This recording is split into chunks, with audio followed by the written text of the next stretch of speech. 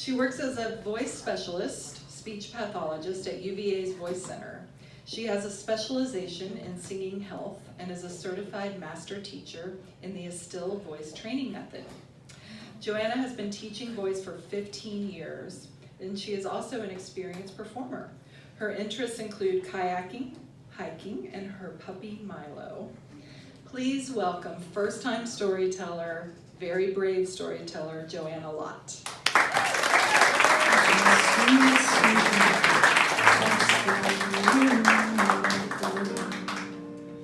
She's imperfect, but she's okay. Can you see me? Can you hear me? She is good. Hi. I am here to tell you a story, share a story with you about my life. And as I stand up here right now, I think that it was a really strange decision I made to do this.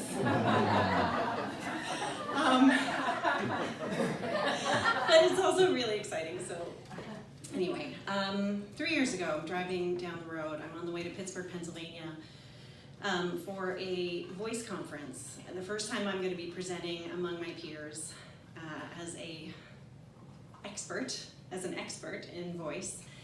And I'm driving along with a very serious case of imposter syndrome, because as soon as you're in a situation where the people that you've looked up to for years and read their articles and studied their work are your peers, it's hard to do that. It's hard to walk into that room. And I'm driving down the road and I'm thinking about my career and I'm thinking about how good this is going to be for me, and come on, buck up, you can do this. And this song comes on the radio. It's actually the song that was playing as I walked out here, if you could hear it over my nerves. And it's called Used to Be Mine by Sarah Bareilles. And I don't know what it was. I didn't know in the moment what it was, but it just grabbed me the way a song can grab you and make you listen. And it was the line, "It's not simple to say, most days I don't recognize me." That was the line. And man, I had to pull over. I was blinded by tears filling my eyes.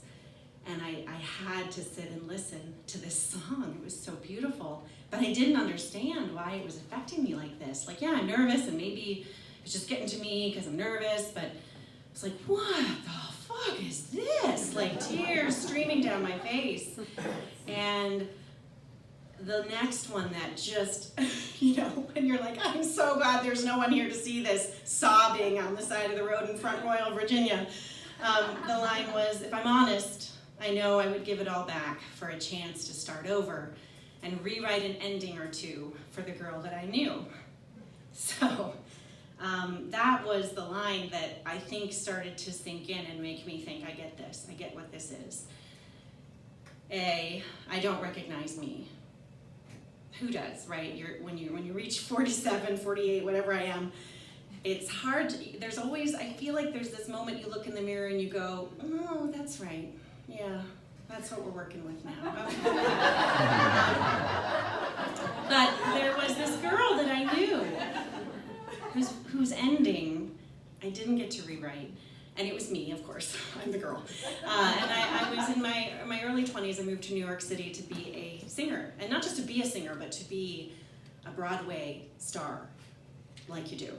And it didn't go so well, as you may imagine, because here I am. Although, who knows, maybe I'd still be standing here. But I did the whole thing. I pounded the pavement. I showed up for auditions. I had 3 jobs. I ate tuna fish from a can. I really had no money.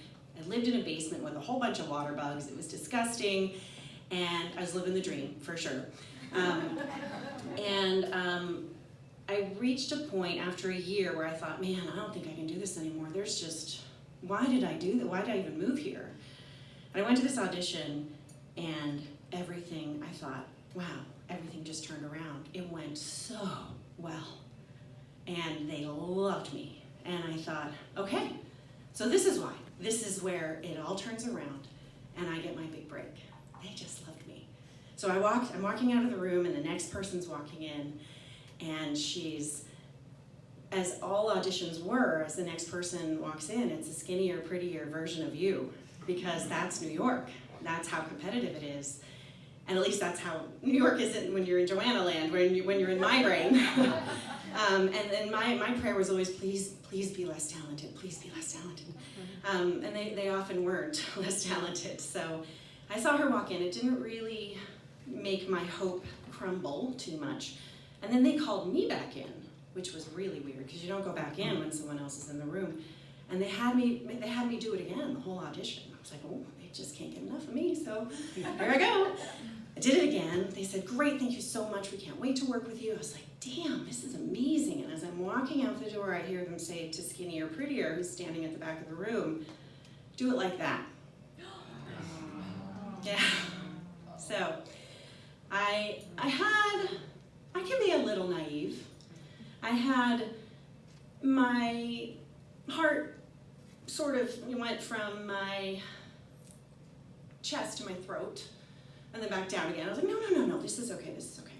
But the next day I got the call from my agent who said, they loved you, but, which is always what she said. And what is it this time? Well, they want you to come back next year. They don't think you're quite ready. Well, why do they think I'm not quite ready? Well, they need you to lose a few pounds. I've heard this before. Okay. I was 5'6", 129 pounds, long blonde hair, blue eyes. It was hard for me to imagine losing any weight because I got up early and I ran. I came home from work and I worked out. I ate tuna fish from a can, steamed vegetables. I had so many rules about food, you wouldn't believe it. I mean, that was my reality was stay fit, stay fit, stay fit, and sing, and sing, and sing. And I said, all right, how much weight do they think? And she said, 8 pounds. Not 5, not 10, not 5 or 10, but 8.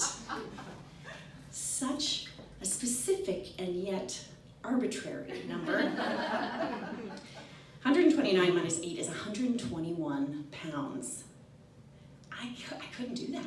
There's just no way. And that's exactly what I said to her. I said, I can't do that, there's no way. I mean, I can, obviously. Anybody, if you say to them, lose 8 pounds and it's really, really important, you can do it, but what would I have to do? I can't do that. I had been down that road. I had done the eating disorder thing in college. It was a nightmare. I clawed my way out of that. And I was a healthy person now with a little bit of an exercise addiction.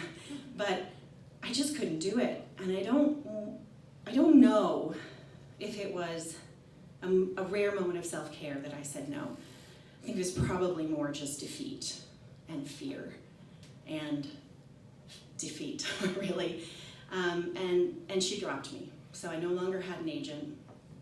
And don't feel bad for me though, because remember something very important. I signed up for this. I went there knowing what I was, everybody tells you, you don't know till you get there, what it really feels like. So I kept trying for another couple of years. I had probably 100 more auditions. Thank you very much. Thank you very much. Thank you very much. But I carried that 8 pounds with me, like a backpack. And when I quit, and I have a story about when I quit, but that's for another day. Unfortunately, I also quit singing for a long time. And when I quit trying to be this person who was a performer for a living, I also dropped some of my food rules. Just one now and then, here and there. I started eating some bread, some mayonnaise, mayonnaise on bread, with other things in the middle. Every now and then have some dessert, and year after year, keeping the weight off. Here I am driving down the road to Pittsburgh, Pennsylvania to do this voice thing. And I hear this song and I look in the mirror, in the rearview mirror, and I think, oh my God, you got so fat. You got so fat. How did this happen? I don't recognize myself. How am I ever supposed to think about getting up and singing it again? I'm so ashamed. Oh my God, I can't do it. But I drove the rest of the way to Pittsburgh listening to that song over and over and over again. And when I knew all the words, I started singing it. And as I started singing it, the mechanisms in my voice started to click into place. And it felt good, and it felt joyful. And I remembered why on earth I wanted to do that in the first place. It was such a distant memory. And so I had the luxury of planning an event. It's not exactly a luxury, but planning an event where I got to pick the lineup of singers that were going to be there, and put myself in the lineup. So 3 months later, thank you, I got up in front of people, and the whole time I'm thinking, oh, they're all out there thinking, if she would just lose a little weight, she'd look so good. And I'm up here thinking, damn it, I wish I could have found a dress that would have hid that I've gained so much weight, as if it's a secret that nobody can see, as if I can hide it. And I'm so embarrassed, but then I start to sing, and I get into the song, and the joy comes back. And since then, I'm happy to say that I've sung every year at this event. And this year, as I was getting ready to sing, and as I was planning my song for the year, I realized that there needed to be more. And so I've decided, I don't know what it's going to be yet, but there's going to be something coming soon that involves me, maybe more of this, now that I've done it once, that involves me singing more. Because the other thing I've learned with a whole lot of really good therapy, really, really good therapy, a lot of Brene Brown books, is that if you're out there thinking, boy, I would be enjoying this so much more if she was skinnier, I might have to call myself crazy on that one. But if you're out there thinking, she'd look so great if she'd lose some weight, that's your problem. But if I'm up here worried about that, that's my problem. And I'm working on that. And so part of working on that is getting up here tonight in a white shirt that I'm only halfway hiding in, and owning how I look, and owning my story, and sharing my voice with you. So thank you. Yay.